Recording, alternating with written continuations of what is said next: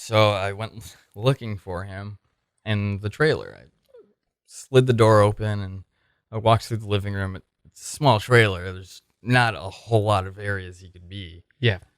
There's only 2 bedrooms, a bathroom, and then the kitchen adjoining. And I rounded the corner and he was on the floor. And I was like, instantly, I was like, oh shit, he's dead.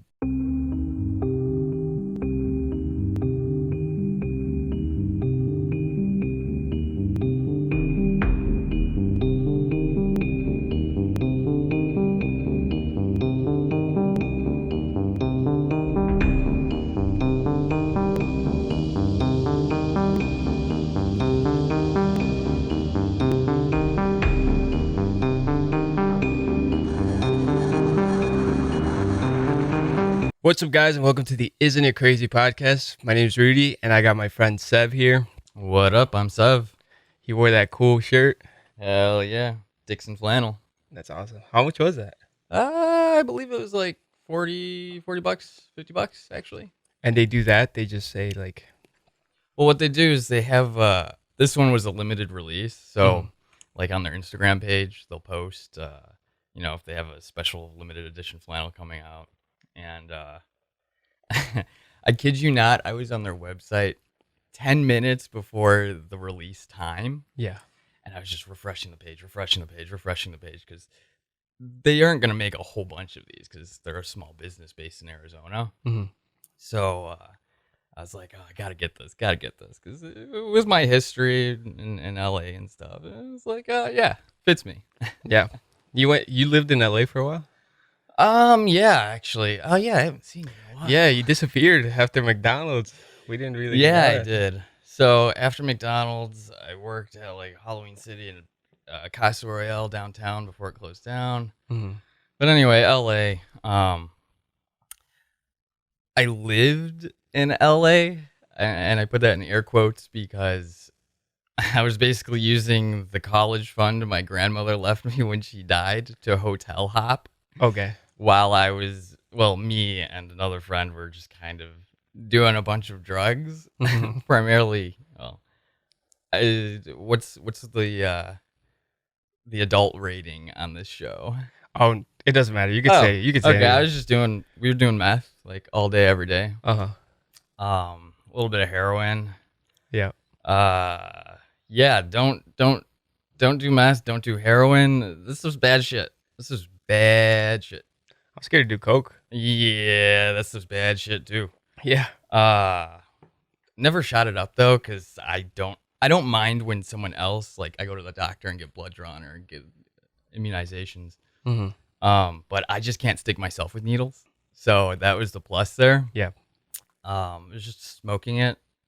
Basically, like you've seen those like little glass bulbs with the roses in those. Yeah. At like gas stations and shit. Yeah. Basically something like that. I didn't know you could smoke. Wait, you're smoking meth or heroin? Both actually. Oh, you could smoke heroin? So there's a bit of a divide when it comes to the type of heroin you get depending on the part of the country you're in. Oh, wow. So like on the East Coast and like Chicago area here, a lot of the time it'll come in like powder form because a lot of the heroin comes then from like the Middle East, because that's where a lot of the manufacturing comes from. Yeah. And then when you go to the West Coast or like Southwest, a lot of it's tar heroin. So like the gooey black shit. Yeah. Because a lot of that's brought up from Mexico and actually like, I think like Thailand, some sort of like South Asiatic countries or something like that. That's where it comes from. I know it comes from Pakistan, like 80% of the world's heroin or something like that. Yeah, like the Middle East is a huge producer of like even pharmaceutical opium poppies for pharmaceutical purposes. Yeah. But yeah. Basically with tar heroin, it was kind of toxic the way you did it. We did it at least. We just get a little piece of tin foil and cut it like a straw or tube and put the little dab of heroin on there and just kind of like hold a lighter with the straw in her mouth and just while it trails down and starts smoking. chasing the dragon, if you will, kind of. Yeah. The meth basically we got from, I guess it must have been pretty close to the actual chemist, because we actually got like crystal methamphetamine. Oh wow. Yeah. Like those big crystals. Yeah. How much was that? Surprisingly cheap. Yeah, I was gonna say Dangerously cheap. Oh wow. Heroin was the wallet breaker, man. That stuff's not cheap. For maybe like, you guys can't see this, but maybe like a dime sized amount of heroin is probably like upwards of $60 to $80, depending on, of course, what the dealer set the price was. Yeah. The quality. It's like 100% or something like that. With tar heroin, it's kind of hard because it's not as refined. So they're basically not really isolating the morphine compounds. Yeah.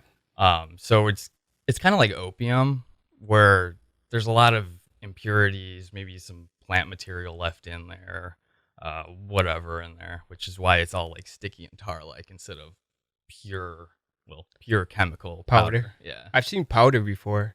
Yeah. That stuff's even a little bit more dangerous, because now you got people, the whole new Fentanyl. Yeah, exactly. Yeah, People being able to cut that in there, and you can't tell really. Yeah. Well, isn't it supposed to be fentanyl is like the synthetic version of heroin, but they just cut it in because it's cheaper? A little bit. I feel like I sound like a dumbass. No.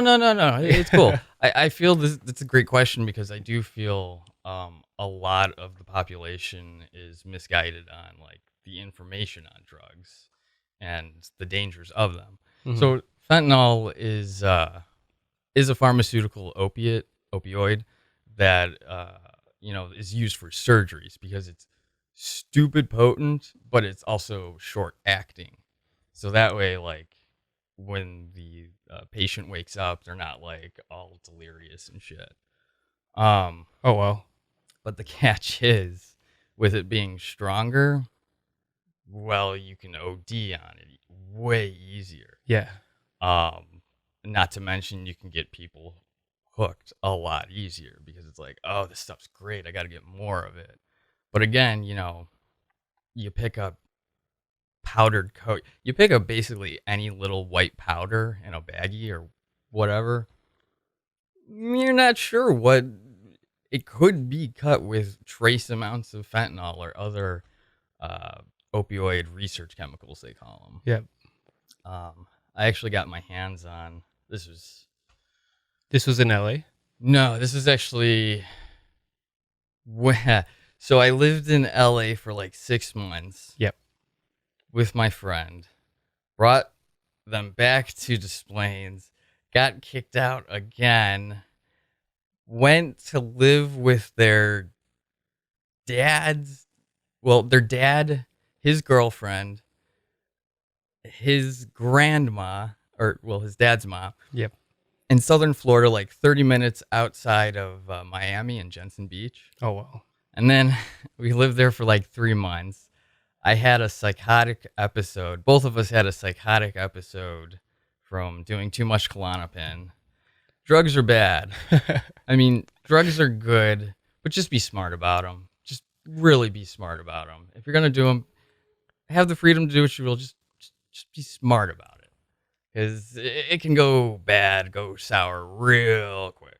I was going to say, like, quick. Some people are watching this doing drugs as they're watching. Right. That's what I figured. And that's, hence the shirt. I don't know if you guys can see it, but you got a joint, you got a pot leaf, pills and shit. That's awesome. I could take a picture of it and put it up. That'd be cool. Yeah, so they can see it. But I forgot my trail. You were in Miami. Oh, and this research. Basically, I'm in the psych ward. We got taken to separate hospitals. He eventually went back to LA, and I came back here to Chicago. And my mom and my stepdad, who have my younger siblings, they are now respectively 19, 18, and 16. Oh. But, 3-4 years ago, they're a little bit younger, a little bit more impressionable. Yeah. So, understandably so, my stepdad was a little cautious about it. He's a very traditional thinker. So he's like, I love you, but I don't want you to come back to this house right now. Because of the kids. Right. And I Yeah. was like, okay. At the time, I was like, fuck you. But now I'm just like, okay, I understand this. I get it. Yeah. So I went to live with my dad, who lived like in Antioch on the border, basically the border of Wisconsin. Yeah. Middle of nowhere, like cornfields. So far from my friends and family, couldn't socialize. Yeah. So I found this opioid research chemical called U-47-700. And the nickname was Euphoria. And this is like before it eventually got banned and taken off. It was dangerously good. Like, the thing about opioids is they feel like love. Like, imagine you're with your girl or whoever you're close with, and you're just like, snuggling up against them by like a warm fire or something like that, and you're just content, and you just feel warm and soft inside, and everything's just perfect. That's why opioids are so dangerous, because that is kind of just like the ultimate happiness. Is it kind of creates this false sense of love and security and warmth. How long does that last for? The U4, it lasted maybe 2 hours at first, and then like I would snort more of it like within an hour. Also, again, safety here. Even though I did these drugs that were bad and addictive, having a little scale, because I didn't want to kill myself, even though I was doing a addictive drug, a very addictive drug. It's actually pretty smart of you to do it. I mean, again, harm reduction. If you're going to do these drugs, harm reduction. Learn everything you can about them, how they affect you, and so on and so forth. After a while, it kind of just 30 minutes of this warm feeling, and eventually, like, I didn't have a job at the time too. So my dad was kind of giving me an allowance, so it was kind of up shit creek here. Didn't have much money, and I had to stop buying this drug. Yep. Oh man. Was the drug expensive because of like the different? Yeah. Pretty much. I mean, it was made in like some lab in like, I forget where, Canada, something like that, but it's gone now. They banned it, so it's illegal now. Like, yeah. I mean, I'm sure you could find it, but you probably could. Yeah. But the withdrawal effects,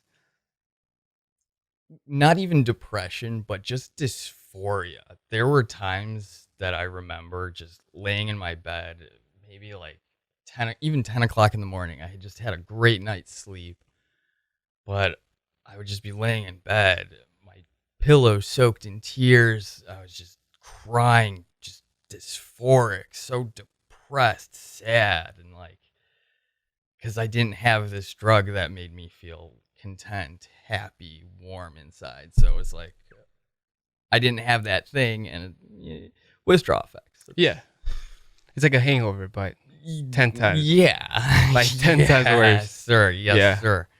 Because I know people say like they feel a little like down the next day when they're like hungover. But I cannot imagine, because alcohol has never made me feel like you said. Yeah. Usually it just makes me throw up, but that's got to be insane. Yeah. Oh, and then this. Do you mind if I just kind of ramble on with these stories? Yeah, no. So I get a couple interesting ones. We were at a Motel 6 right off of Hollywood Boulevard. I actually lived in LA a lot longer than 6 months, now that I think about it. I want to move to LA. It's not a bad city. It's overpopulated, and the thing that actually really grinds my gears about LA is they have the ability. They have almost all of the United States wealth so localized in that one spot, yet they still have so many problems. Like Skid Row and Exactly, like yeah, these drug problems, like problems with, freeways being too small, because actually another side story here. Fun fact, some of the on-ramps in LA are freaking tiny as hell, almost 90-degree turns. Like you have to come to a full complete stop. And that's really. because the freeway back then was designed when cars were only able to go 20 miles an hour max. Yeah. So like the cars were going 20 miles an hour here. So even if you're going 50, you got to slow the fuck down if you want to get on that off ramp there. So it causes traffic because Causes everybody traffic has build to slow. up. Right. And it's like, I just feel with all this wealth that's living there, they could be taxing them more. And there's still going to be wealthy celebrities. Yeah. But it could help so many, like water supply. That's a huge problem. Yeah. But desalination, so taking salt out of ocean water, is really expensive. But it's literally right next to the freaking ocean. Mhm. They could solve so many problems if they just were able to take some of that money and put it into research for that, or building more desalination plants. Because it's a drought there. And of course, you go to Beverly Hills, people got green, lush lawns when there shouldn't be green, lush lawns in that environment. Yeah, I mean, I'm sure they pay extra for that. Oh, I hope they do, Yeah. but I don't think they pay enough. You know what's scary? What if we do run out of water? Man, we're That's a fucked. possibility. Then I'm sure they would start putting a shit ton of money into desalination. I mean, yeah, I think they would too. Because what else is there? Not much. No, not much at all. You know, there's a guy named Michael. He's like a doctor from they actually showcased him in the movie. I don't know if you've seen it, The Big Short. It's about the housing crisis. Yeah, I've heard of it. Yeah, he's the first guy to ever sound the bell that there was this like crisis gonna come, because he started looking into the mortgages and seeing that a lot of people weren't fit to pay for those mortgages. So what he did after that was start buying shorts for water. Interesting. So he started looking at it and saying like, one day we're gonna need a lot of water, and I'm gonna position myself to make a shit ton of money, just because it's gonna become more valuable than gold.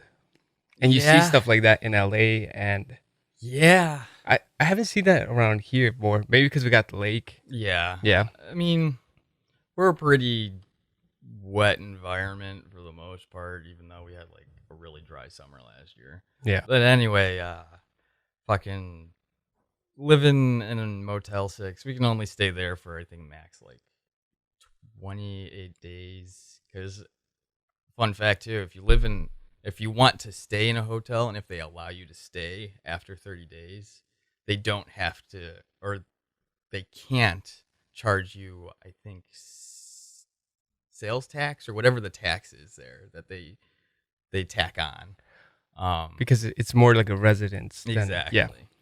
So, they didn't want us to stay any longer. So, So how much 30 days. how much would they charge you per night? I think it was around, man, what was it? 50, 60 bucks? Maybe around, maybe more. Might be misremembering. But yeah, it was just a considerable chunk. Yeah. Yeah, a lot of money. You were using your grandma's. Yeah, I think it was like 50 grand she set aside. And I'm pretty sure it's all gone. Because, like, I would kind of just hit my dad up. Yeah.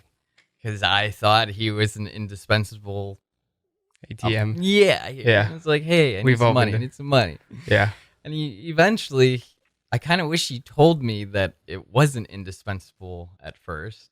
But eventually he's like, hey, you're kind of running out of money. And I was like, wait, what do you mean me? And then he tells me, and I was like, thanks, Dad. Thanks. I don't know how long it had been. We hadn't had room service come in because we're fucking tweakers. We're meth. We're on meth. We don't leave the room at all. We're just kind of in our own spot, like hyper focused. I was reading about fucking pharmacology or neurology. My friend was just like drawing something. We're just in our own minds, just focused.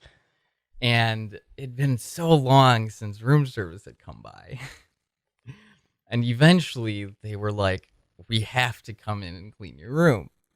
Oh, I thought you meant food. No. I was like, Motel 6 has room service? Oh. Woo.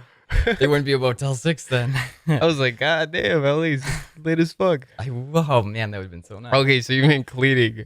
Yeah. Like sheets and shit. Yeah. And my friend is like, come on, let's just go out and whatever. And I don't know. It's just things stimulants do, and sometimes pot does. Like, it just makes you paranoid for no reason whatsoever. Yeah. And I just got like super paranoid about like them kicking us out because the room it was more messy than usual, but it's not like there was you didn't break anything. Yeah, stuff like that. Yeah.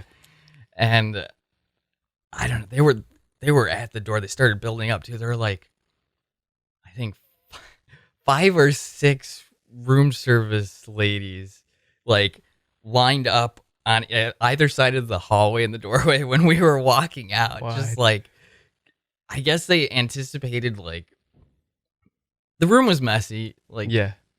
Oh, so they brought the whole crew. Yeah, They're they just were like, we gotta get in there. Here. Yeah, I mean, we had some food shit out.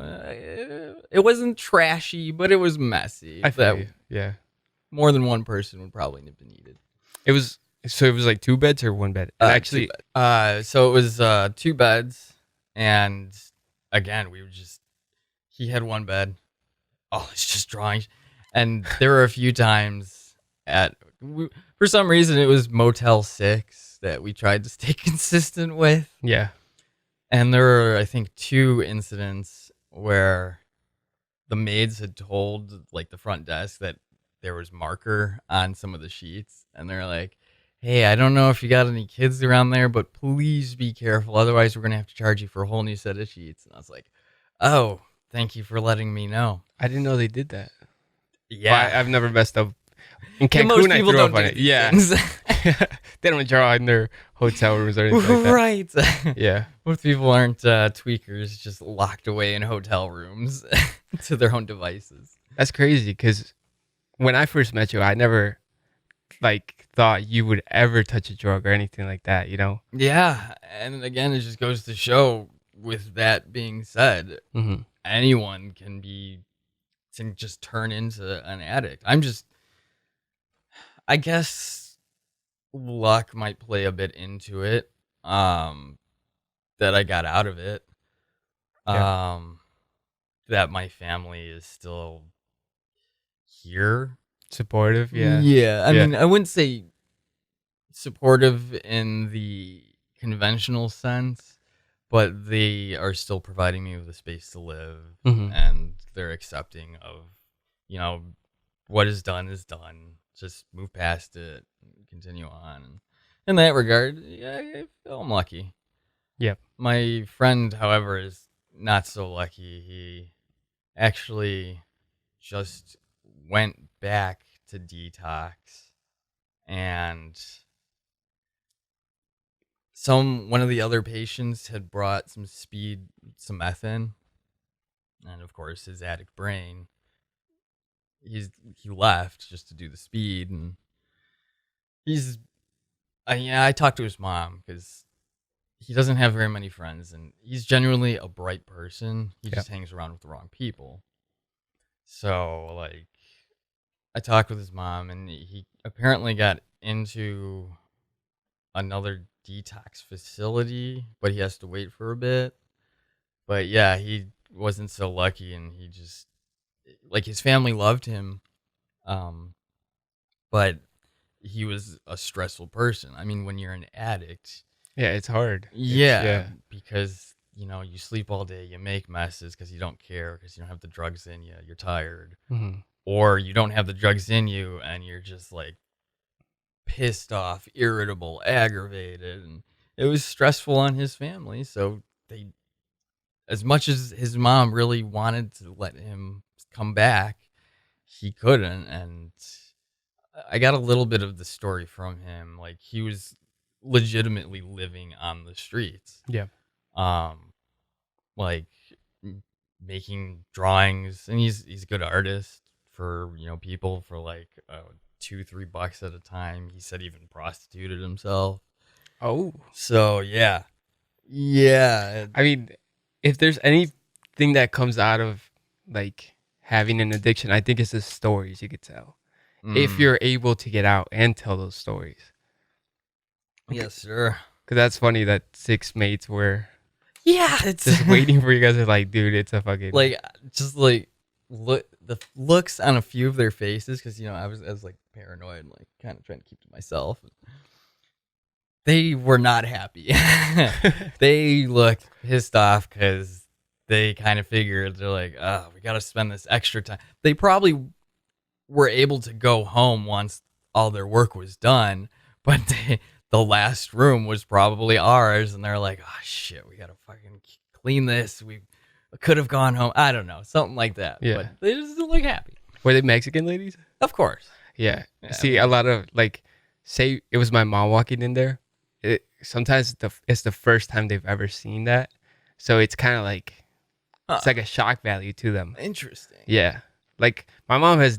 I think she's seen me like get high once in my life. Like I showed up and she's like, "Your eyes look really red," and I was like, "Oh fuck!" I'm like, "Of course, my dumbass didn't know." So I just walked Right. in, and it really like fucked with her for a while. She would like ask me if I was on drugs and stuff like that. I'm like, it was Interesting. just relax, like calm down, like. Huh. Yeah, but like my stepdad had a drinking problem. So we were kind of used to that environment where like somebody just needed to do something like that. Yeah, yeah, So yeah. I was kind of shocked that like, oh, you've seen him drink for many years, but I come high once and you freak out. So to them it was like drugs is crazy. Right. So I could see these mates coming in there thinking, holy shit, like just a completely different world. Yeah, 'cause I mean, even though it was Hollywood, where Yeah, you I'm walk sure. down, you see Yeah. some strung out motherfucker like with a needle on his arm. Jesus. But like, it's a Motel 6. It was a really like, uh, I think they like remodeled it and it's all modernized and shit. So I Mhm. imagine they don't have that kind of clientele that comes through. So yeah, it was probably a bit of a shock there. But oh man, So you did that for 6 months in LA. yeah, I came back around November. Not sure how long, and then we got booted again, and then it's like, oh shit, we don't have anywhere to go. I Mhm. didn't have any money. Yeah. How'd you So get back here? uh we came back. I didn't tell anyone when we were coming back. Oh wow. I had gotten train tickets like on Amtrak. Amtrak, yeah. Yeah, yeah. Southwest Chief. Uh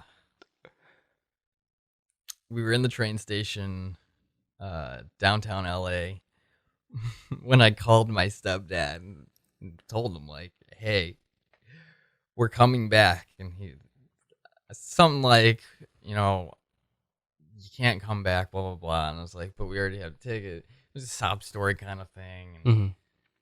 I think he was just kind of being a little bit hard with me there for a second, because obviously he let us come back then. Yeah.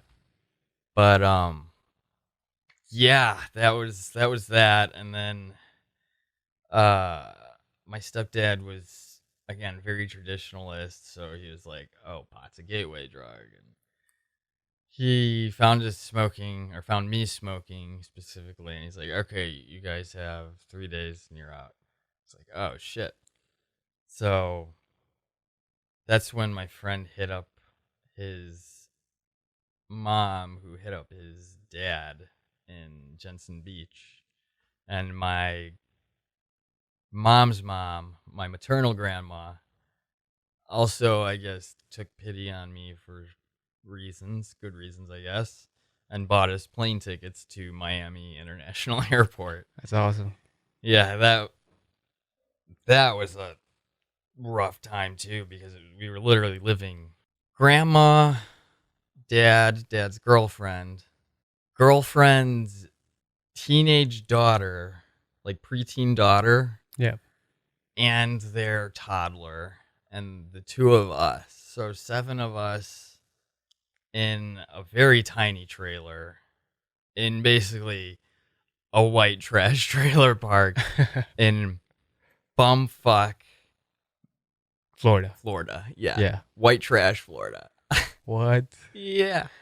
Like our room was probably about the size of that closet there. No We had way. a mattress, what my friend slept on, and then I just slept on the floor because I can fucking sleep anywhere. Yeah. And we had like a dresser, and I was like wedged in on the floor between the dresser and the drawer or the door, and like it was stressful because his dad wanted to provide us with like, relax, take your time, don't rush. But of course, we're two grown adults who take resources and Do drugs and right. yeah. And our neighbor was a pot dealer. This crazy old lady with a drunk fucking boyfriend, who hit me over the shoulder with a golf club. What? Yeah. Why? Okay, so fast forward. So my friend and I, basically the only thing we did was smoke cheap ass cigarettes, drink cheap ass beer, which we eventually graduated to Four Locos because it tasted better than malt liquor, Solid straight move. malt liquor, or a natty ice, and kratom because we would walk the railroad tracks like 45 minutes to this one head shop to get kratom. That's a pill, isn't it? Yeah, it's like I've heard of kratom before. it's a kind of opiate. It works on the same receptors, but doesn't carry like the respiratory effects where like it can cause your lungs and chest to collapse from, muscle weakness. Yeah. That's how most people die on heroin, right? Exactly. They just stop breathing. Because their muscles are just so relaxed, their chest just decompresses. That's insane. It's like shutting off your body. Yes, sir. And so we did that, but eventually we're like, okay, more drugs. We need better drugs. Yeah. So I was prescribed Klonopin, and we walked in the rain like an hour and a half to this psychiatrist office in like downtown Port St. Lucie, I think it was. This is how bad the addiction and dependency was here. It wasn't pouring rain, but it was a pretty heavy rain because Miami area, southern Florida, and just for a Klonopin prescription, and so I don't even because my memory is just really shot from those few days. It's like 3 days of us just kind of Popping Klonopin, every so often, just chewing one up or something. Not like taking handfuls. I was gonna say, how many you take? Took like one every hour or something. Like wake up because it's a long acting benzo, unlike Xanax. So we'd take them when we got up in the morning, and when we maybe like around lunchtime, and then at night. And this is like a span of 3 days. Yeah. 3-4 days, and like the third or fourth day, we get up. It's like the perfect morning. We found this little alcove with like where the water laps up, like trees were like coming over. It's like Disney picture perfect here, like and we're like, oh, it's a beautiful day, it's sunny, it's warm out. The girlfriend let me use her daughter's guitar that was gifted to her daughter by her grandpa. Yeah. That makes sense. Mm-hmm. gets kind of hairy here. The girlfriend loves her dad a lot, but he had cancer, and during chemo and shit, they give you pills, opioids. Yeah. And he eventually became a pillhead, and I saw him a few times, and a few times he would come over, as a typical pillhead does. They have their sunglasses on, so you can't see like their droopy eyes, and he'd be talking, and he'd just drift off to sleep, nod off. Yeah.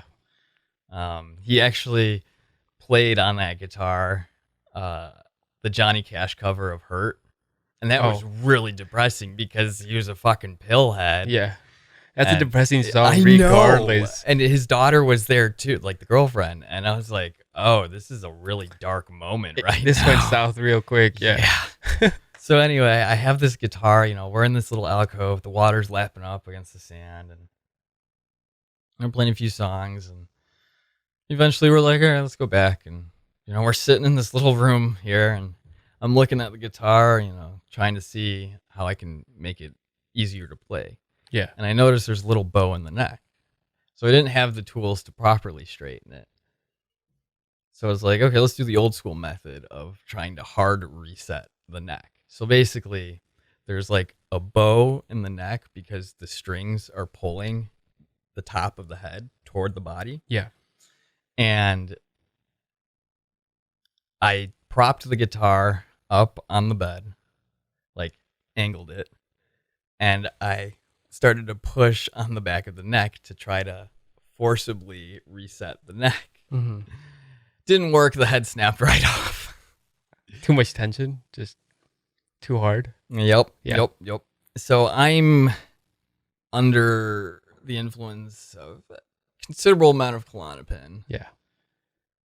Everyone's gone except Grandma. They went on this family outing for the day, like 45 minutes away or whatever. So I'm freaking out. Oh my God, I broke this guitar that was prized by the family, basically. Jesus. And I freaking out. Yeah. And there's kind of a lot of tension between us and the family. Like I said, they didn't have much. In fact, I would go so far as to say they were actually living on the poverty line because they couldn't really afford to even fucking buy dinner for the whole family, not even including us. They had to take a lot from Grandma, who was getting her Social Security. Yeah. Yep. Yeah. And Grandma would just stay in her room, just drinking beers and smoking her cigarillos. Sounds like she an was a American cool grandma. granny. Yeah, I was gonna say, she's a cool granny. All-American grandma right there. Yeah, hippie back in the day, also meth user. Turned her own son on to meth. Apparently, it was a birthday gift. Like his dad came in one day because they lived in LA too, right? Yeah, East LA and shit. Like supposedly, this is from his dad.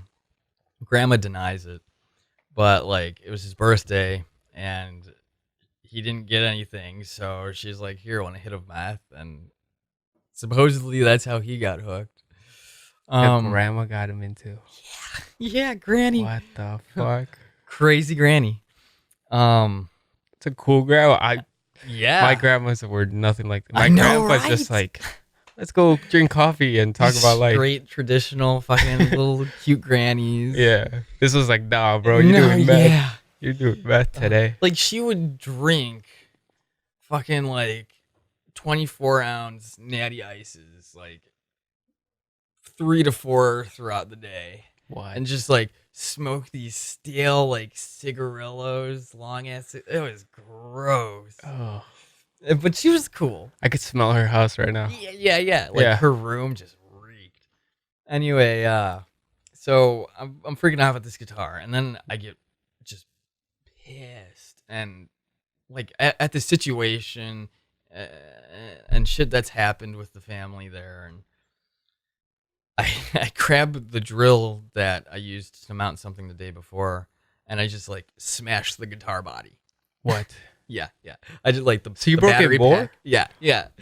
Adding insult to injury here. Yeah. Smash it to bits. I was just so pissed. I went from depressed, scared to just angry, pissed off, just like that Oh, because okay. drugs.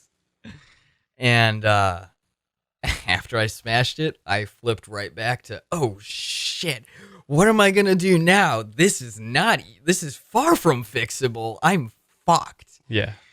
So my idea was I put all the pieces back into the gig bag, zipped it up. I don't know if my friend came with me. I don't think he did, but I walked a bit down the railroad tracks. Southern Florida, it's swampy. Yeah. There's water along the tracks, swampland.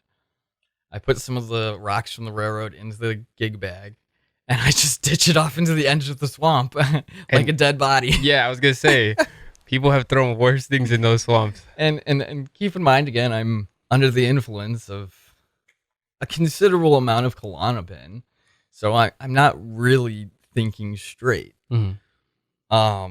Far from thinking straight, as a matter of fact. So I get back, and I'm like sitting on the porch, and so like there's the trailer. Here's our little closet. It was like a little add-on, and then the porch rounded off, and there's just single steps down. I'm just sitting there. I kind of just spaced out Yeah. because I remember seeing myself do this, but it was almost like I was watching like a movie. Like I was watching someone else do this. Yeah. I went over to the tool chest that, Dad had, and I found a razor blade and just, well, right there. Yeah, I could see the scar from here. Yeah. And it wasn't until like I saw the blood, That you the freaked red, out. I was like, oh shit, what just happened? Did I just do this? And blood wasn't like gushing out because I didn't hit like a major artery, but it was consistent. I was just kind of sitting there for a second like, oh my God. And then my friend must have came and grabbed the razor blade because I didn't see him. And at that point I was like, oh fuck, I was like holding it here, and I had actually took a picture of it on Snapchat What? and posted it on Snapchat for all my friends, and get this, my siblings to see, because they were also my friends on Snapchat. I don't know if they saw it. I'm actually curious to ask them now. But since they're older. Yeah. Yeah, and so Do they know that you did that? Like they know? Have you told them the story about? No, they know I did a bunch of drugs.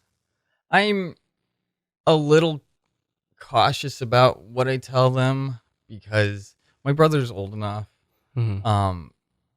to where he smoked pot. He doesn't like it. He doesn't drink. He's just a gamer kind of guy. Yeah. My sister, 16, she's a bit of an ne'er-do-well. She told me a couple days ago, like, apparently she just has not been going to classes, and if it wasn't for, schools getting shut down, Yeah. she'd probably be a sophomore again. So, and she smokes, and so it's like, I'm careful with what I tell them. Yeah. But, yeah, I don't know about this. I haven't asked them about that.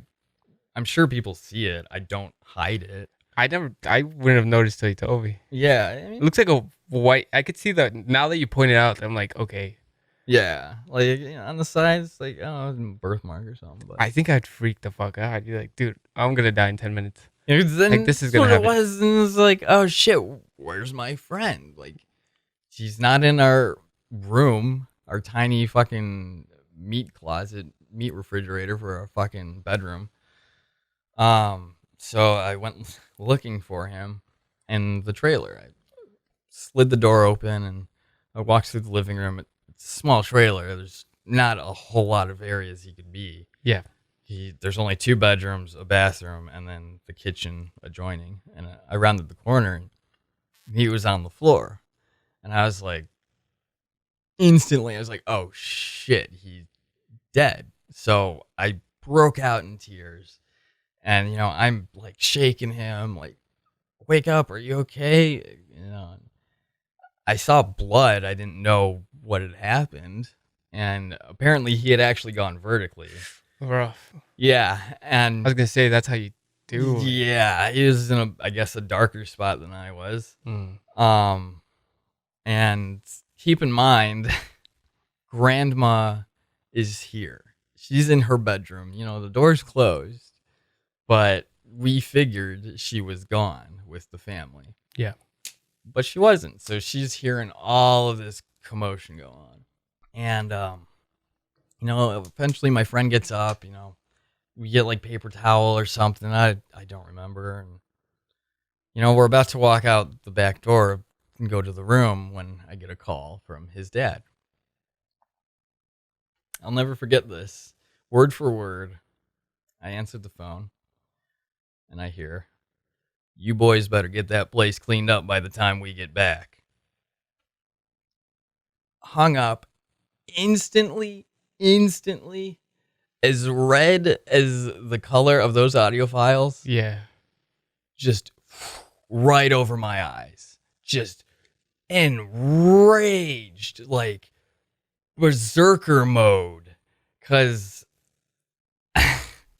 I went and so the family had just gotten this like little kind of knockoff dirt bike, like dune rider thing, because sandy dunes around the area for the daughter and to have fun on. But they didn't have a trailer for it. The girlfriend's dad gave them their trailer, or his trailer, to tow it. So this was a new thing they just got to help them out, to help have fun with the family. So I'm in this crazed anger, this psychotic episode, and I grab a drill with a bit, and I fucking drill holes in the tires on the trailer. What? I was just like, fuck you. This is what you get. I'm going to destroy something that you looked forward to so much. And I popped drill holes in both tires, a good number. So you can't reseal those holes. You can't fix those tires. Yeah, you just have to get new ones. So drill holes in the tires, and then I grab a hammer, and there's like one of those metal diamond plate tool chests on the trailer, right? Yeah. So I'm sitting on top of this tool chest, just wailing on it with the hammer, and the neighbor, who is our pot dealer, she comes out and she's like stereotypical like white trailer lady, curly long hair, kind of big. Yeah. Big glasses. Lovely lady. Very kind. What the hell are you doing up there making all that noise? What are you trying to break their trailer for? And I'm just like angry, tears are still streaming down my face. A whole bunch of emotions just in my head. Yeah. And I'm like, fuck you, this doesn't concern you, get the hell out of here. And I go back, and she walks back in and just wailing on the thing. And sorry, cotton mouth here. No, go ahead. All of a sudden I see this minivan roll up, and it was a friend of the family.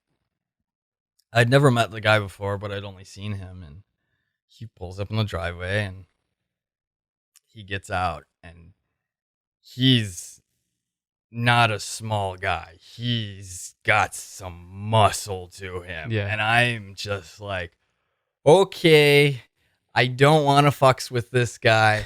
I'm going to leave now. So I get off the trailer, and I kind of walk up to the little patio there, and they had this little like I don't know, like this little, not a buck knife, but just this little blade knife, like 1.5-inch blade. And I grabbed it only to be like, hey, just don't hurt me. I was trying to make it so like I don't want to stab you, but please just don't come after me. Yeah. Like, that's the last thing I wanted to deal with then was like hurting someone with a fucking weapon while I'm in this state, even Yeah. though I was fucking didn't know what was going on. And this whole time, still bleeding? I'm not sure, to be honest with you. That would have been my main concern out of everything. But So, I retreat to the patio and he kind of comes up. He sees I have this knife. I'm like backed up against there's the sliding door and the washing machine and dryer. And I'm like backed up here. mm-hmm. And he sees my friend like walled off in the patio section and he goes after them. And I see like my friend's like down on the ground crouched and I don't know what this guy's doing, but he's like over him. It looked like he was hitting on him or like trying to wrestle him.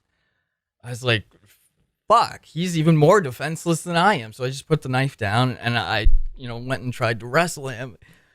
I'm not doing a whole lot. I only weigh like 125 pounds. This guy is like probably 270, very muscled, but I'm trying and all of a sudden, wham!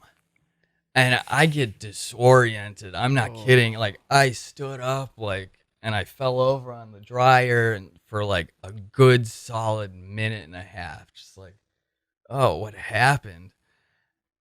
The neighbor's boyfriend had apparently seen what was going on, grabbed a golf club that was nearby, and just whacked me on the back of my shoulder as hard as he could because it fucking stunned me. And it wasn't even my head. Mm-hmm.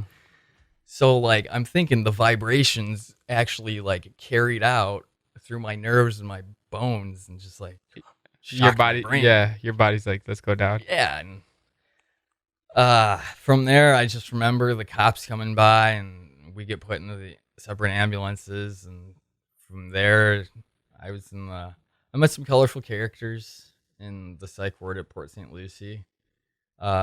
Someone who I think is a legitimate psychopath, like a clinical psychopath. But like psychopath in the way he would like attack men that he thought were like pedophiles and rapists because he had a bit of a backstory with that kind of thing growing up. So that was his thing. And then there was a neo-Nazi who believed he was the Holy Spirit and would walk around Heiling Hitler. And the psychopath guy almost got into a scrap with him one day. He's like, cut that shit out, you racist fuck. And he's just going on and on. I'm the Holy Spirit. Just characters. Yeah. That's insane. But yeah. So you've been places I've never been before. You know what I mean? Yeah, it's a story. Yeah, and out of all of it, you seemed like a normal guy. You know, like I had no idea that had happened. The last time we ever like saw each other was because of McDonald's. Yeah. Yeah. So then after that, like when you leave a job, you stop talking to the people that are there. You know, typically because they're like your day to day, and then eventually you meet other people. So I remember thinking, I'm like, what happened to Sev? You know, like I haven't seen him in a while.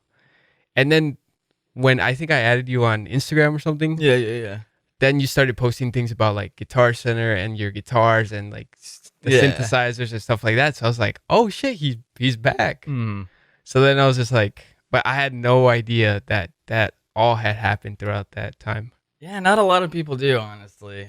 I mean, when your life revolves around drugs and trying to feel good with drugs, you kind of just brush other things and other people by the wayside. And yeah. So what are you doing now? Like now that you're back and well, right now I'm not doing anything because I got furloughed, which is basically like laid off. Not yes and no. So Guitar Center, since I've been working there for 3 years, full time, they're like, hey, we're closing down the store. They provided me with a total of 14 days of straight hourly pay. Okay. Which was cool. And then this next pay period, it's the last of my sick and vacation hours. But basically they're like, we want you to come back. You're still employed with us. Yeah.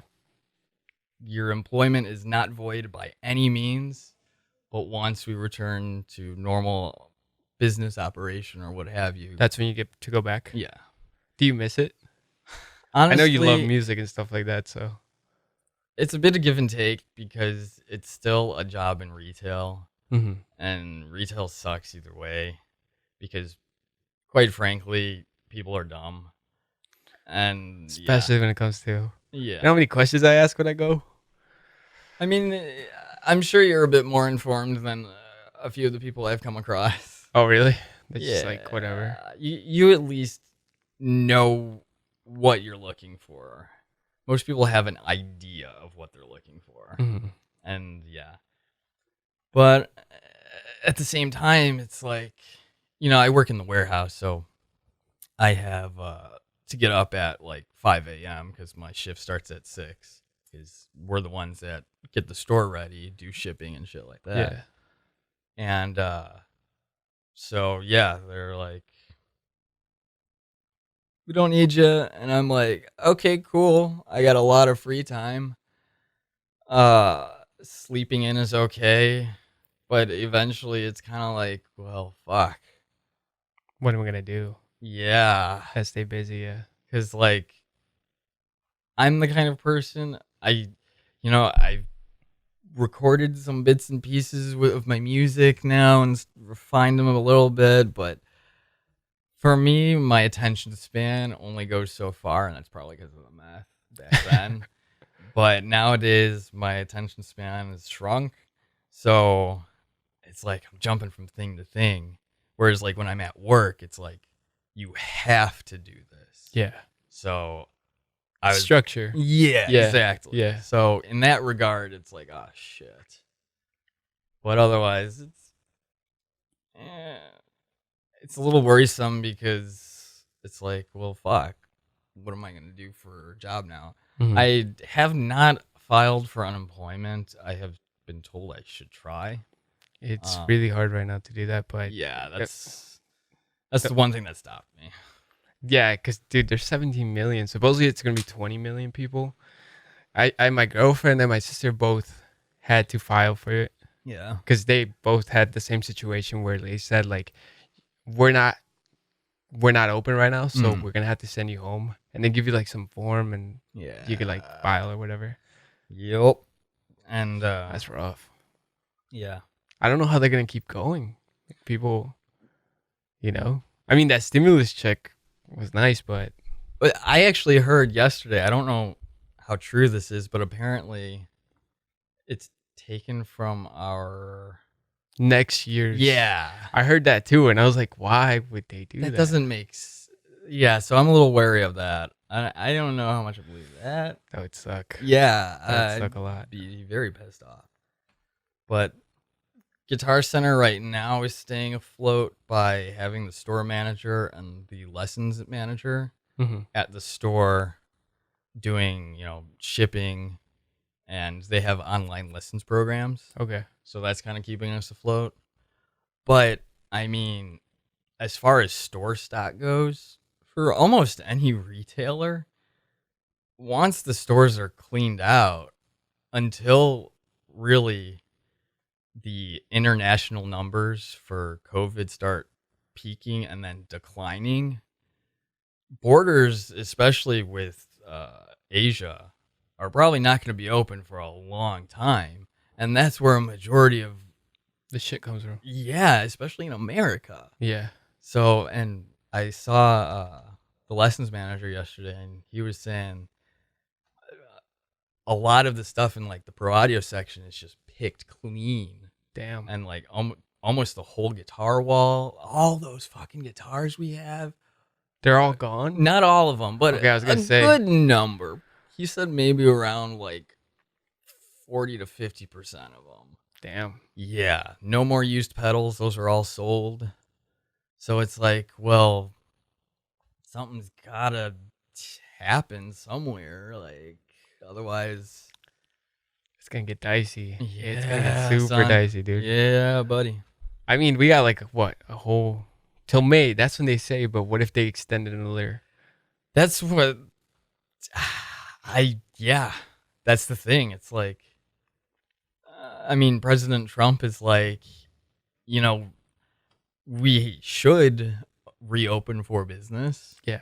but at the same time, it's like, well, there's all these people that are getting infected, and that's just slowing down business more so. Mm-hmm.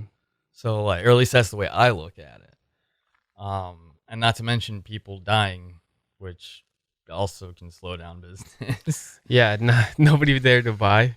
I mean, Yeah. that's one of the first stores I'll hit up once this is. Yeah. It's like one of my favorite stores. Like Yeah, I I like going in know. there and just looking at the stuff. It's You just know. awe-inspiring because a lot of people, I've gotten word from other guitar centers that, at least in our area, besides like Central Chicago store, Mm-hmm. which is like 2 full stories, 2 or 3, I think. Our store is freaking huge compared to like other stores in Algonquin or Villa Park. Really? Yeah. I've never been to. That's the only I've guitar been set I've to ever been Villa to. Park. Villa Park's really small, actually. It's probably like only the size, like total, it's probably just the size of our main floor. But yeah, we have our acoustic room, our separate drum room, our huge per audio section. So, what do you do for your music now? Like, because I've seen the synthesizers on your page, and I'm just a curious. My curiosity leads me a lot of places. So, like, that's why I asked you. Like, I asked you a question about, like, what is that? And then you said it was like, Oh, just like making odd noises, or basically, I've been a little bit more into guitar and bass these past couple days. But like, just kind of floating ideas around. Like, I'll just be recording kind of like this, and yeah, just with my guitar, work on one idea and just kind of let it go. Fucks with different ideas for this one song, or then like if I get tired of that, I'll be like, okay, let's work on this other one, or I have this other idea I kind of want to try and just record and noodle with. And, for me, it's a bit hard because I'm not one of those musicians that can like envision everything. It's a little bit more difficult for me to be like, okay, this is what I want the guitar to be like. This is what I want the drums to be like, and the bass and the vocals, because I primarily just learned as a bass player. yeah. So I have really just that one frame of reference. Drums is a little easier for me because bass is very rhythm heavy. But like when it comes to like guitar solos and shit, it's just like, nope, can't do it. What am I doing here? I can't play an instrument to save my life. I think I tried clarinet when I was in like 6th grade, and then I was just like, no, this isn't for me. I cannot do it. I'm like deaf tone. I feel like maybe if schools had alternatives to just your basic orchestra instruments, like electric instruments, or like, hey, it's piano, but look, it can sound like this really cool space age synthesizer. I feel like maybe more kids would be interested. But instead, it's just the same stuffy. You should watch Uncut Gems with Adam Sandler. Yeah. The whole thing is, the music is made with synthesizers. Really? Yeah. It's like the trippiest kind of like intro. The intro's like 4 minutes, and it's literally like them floating inside of like a gemstone. And it's just like, you could hear the synthesizers in there. I remember asking you, and then I went on YouTube and looked up like what kind of music, what kind of sounds these things make. And then when I saw the movie, like clicked in my head, I was like, I know how they make that. And my girlfriend's like, what do you do that shit? I'm like, no, I don't do that at all. Yeah, synthesizers were originally created to synthesize the sounds of like a symphony. Yeah. And then people started getting experimental and realized you could do way more with these things than just make it sound like a fucking trumpet or a flute. You can make it like warp sound and stuff. That's awesome, dude. Plays. Yeah, I'm super excited. Behringer actually. How much time we got? We have like 10 minutes. Okay. Yeah. So Behringer is coming out with little synthesizer modules. So basically, Behringer's, at least in my opinion, great quality builds for cheaps, because I believe one of the ways they cut corners is they don't include like instructional materials. They kind of put it on the customer to use the website and find the information online. Yeah. So that cuts costs. But they're coming out with like the old school synthesizer modules where you can like the original Moog System 32. Like, I don't know if you've ever seen photos of like huge like cabinets of just modules and wires and shit plugged all over. Kind of like my little red one that you saw, but just a huge fucking wall of just wires and knobs. And that's fucking awesome. So I actually have the Behringer, the headphone amp. Yeah. Behringer's fucking Behringer's good. Yeah, I like it. When I saw it, I was like, and it was only like $23, which made it a lot better, because like other like companies were selling the microphone amps for like shit double. Yeah, that I was like, 50, what the 60, fuck? 70, yeah. But like a lot of this, like what you see around here, I literally like, one's DIY and two is like seeing what other podcasts do, like the Joe Rogan. That's where I got the Behringer from. But his is like, it looks like that DB X, where it's like long and it has like a rack mount. Yeah, it's got like 6 channels, and you can like gauge how like the audio is gonna sound in your headphones. Yeah, this was just kind of simple. You stick it in there. I just need that jack to connect it out here. I'll have to take a look when we're done. See what I got set up there. Yeah. Because it's I mean I literally, like, I'll read the manuals. I'll try my best to make it sound good. But you know, just with the experience and stuff. A lot of production is trial and error and own personal experience. That's crazy. Yeah. So you like this? How long have you been playing the guitar? I actually started out on the bass. Oh man. 8, 9 years, and guitar was it junior year in high school, which was what? Oh wow, 2010. Yeah, 2010, 2010. Yeah. Well, we graduated to 2012, 2011. Yeah. 2010, 2011. Yeah. 2009, 2010. Around 10. Oh, more than. Oh, we're getting old. I know, dude. Jesus, I get scared. Almost 30. Fuck. I know. But that was a long time. You know what's crazy? Like I have like faint memories of you in high school. Yeah, with my fucking helmet hair. Yeah, you had that long hair. Oh yeah, and you just shaved it all off, right? Yeah, solid move. Yeah, I just. If anyone from Maine West is watching this and remembers me, Sev Lesker, the kid with the weird helmet hair walking around in the hallways, why didn't you ever stop me and tell me, dude, what are you doing? That looks ridiculous. Because it looked fucking ridiculous. I've seen some pictures. Oh my God. One of my friends, Carl, it's one of his favorite things to do, and he introduces someone to me. He's like, hey, look, this is what Sev used to look like. I was like, yeah, thanks. I don't know if you showed me the picture or I found the picture on Facebook, but I remember it was like super long. Yeah, it was literally like down to my nose. So what I would do is I was balding like at the corners here. Yeah. And I tried Rogaine, which works, but the thing is, if you have to keep using it, otherwise it worsens. Oh, hair really? loss. Yeah. Oh, yeah. Damn. And so, like, it got worse, and I was like, oh, let me just brush it all forward. Like a comb over? Basically. And just spray the shit out of it with hairspray. It was basically every morning. Dude, telling people to tell you, why didn't you say that? Like, oh my God. I had a mohawk in high school. Really? And I look so stupid. Like, I look at the picture, I'm like, what do I...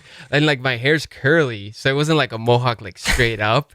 It was, like, some shitty, I don't think I've ever seen you with anything other than, like, this shorter hair. Yeah. Well, I literally cut it all off just because of the quarantine. Like, I was like, I cannot deal with this shit anymore.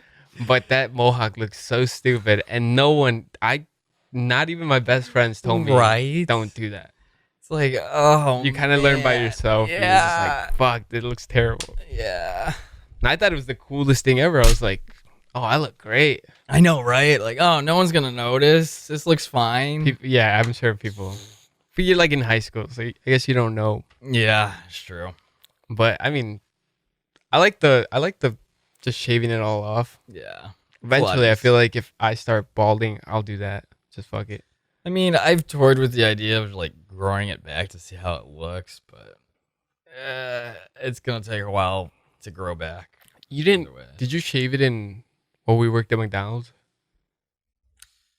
No. So what I think had happened was I started cutting it shorter to where it wasn't as noticeable, and then eventually it got really noticeable to like, I don't know if you can see, but like there's this little patch here. Yeah. And it just started separating. Mm-hmm. And I was like, okay, now I gotta fucking now I gotta yeah, I can't hide this any longer. Not that I was able to hide it anyway. Yeah, dude, I just remember the first time I met you in McDonald's, I was just like, this kid is funny as hell. Oh. Like you looked so nervous, but I was just like, the more we talked to you, the better I got to know you. And I just remember this one time, this lady's like, where's my food? And you turned around and you said, it's called fast food, not instant food. That and sounds I was like, me. oh my God, that's the best fucking thing ever. Like, I'm like, that makes so much sense in my head. Ooh. And I was like, this kid's pretty cool. And then we tried working out a couple of times. Yeah, I remember. Yeah. And then, then I left and then I just didn't hear anything about you. But I think I left maybe like 2 or 3 months after you did, because it was just kind of like, oh, Rudy's not here. You're a bit of the lifeblood there. yeah, like Junior and Junior. I forgot about Junior, man. Oh, that kid. It was a solid group. I remember thinking like I would get so excited when everybody was there. Yeah, so we could just fuck around and stuff like that. Yeah. You see, one of my philosophies about work is like, you know, they always say like, you do what you love, you know, work day in life. Not many people get to do what they love, but if you work with people that are just you'll love to be around, you enjoy, then you don't mind coming to work. The day goes by pretty quick. Yeah. I mean, not much has changed for me since the whole COVID thing. So it's like I still get to go to work and see the people. Like I got like 2 of my friends there. Yeah. So every time I go to work, I got somebody to talk to, socialize, and it's just like it doesn't feel. But I mean, it feels normal when I'm at work. But the moment you get out of work, it's the like strangest fucking thing. Dude. Fucking ghost town. For real. I don't even think the cops are pulling people over. I don't think so either. Like I see them. Yeah. But I don't see anyone getting pulled over. I speed all the time and I'm getting pulled over. It's like the roads are empty. I'm gonna go 50. I'm not gonna lie. Yeah. I sped past the cop and I was like, oh, he's gonna chase me. He's gonna chase me. No, nothing. Interesting. So I'm pretty sure they wouldn't. You know what they did in Philadelphia? They told everybody, we're not arresting you guys for misdemeanor things. It's like, why would you ever tell them that? Now they're gonna go do it. Yeah, you know that's. Yeah, and I'm sure like if they're doing that in displays, they're not telling anybody that. They're like, dude, we're not gonna tell you got a free pass. We're just gonna assume, let you think. Yeah, right. Because all they have to do is post up, and then even if you're going fucking 70 and you see them, you're gonna slow down. Even if you're gonna rocket back up again. Like, yeah, I always shit myself, but it's just like, it's insane. All right, I think we got like 4 minutes before this thing craps out. All right. So thank you for coming in.